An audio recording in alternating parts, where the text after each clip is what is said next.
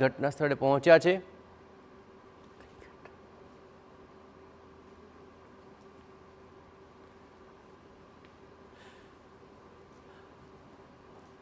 અમદાવાદની ઘટના પર જરા નજર કરી લઈએ, જ્યાં સનાથલ ચોકડી પાસે ભંગારના ગોડાઉનમાં આગ લાગી હોવાની વિગતો મળી છે।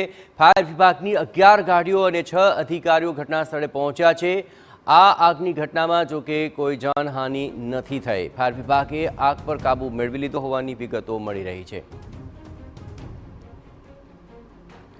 સનાથલ ચોકડી પાસેનો આ બનાવ છે, જ્યાં ભંગારના ગોડાઉનની અંદર કોઈ કારણોસર આગ લાગી ગઈ।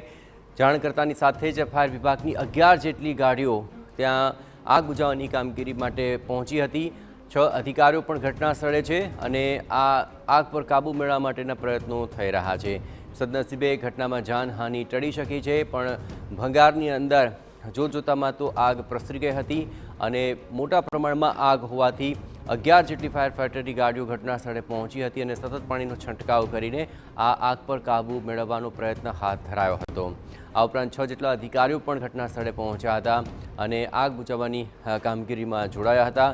હાલ આગની ઘટનામાં સદનસીબે કોઈ જાનહાનિ નથી થઈ, જાનહાનિ ટળી શકી છે અને ફાયર વિભાગે આગ પર કાબૂ મેળવી લીધો હોવાની વિગતો મળી રહી છે। 11 જેટલી ફાયરની ગાડીઓ પહોંચી પાણીનો છંટકાવ કરીને આગ પર કાબૂ મેળવી લેવાયો।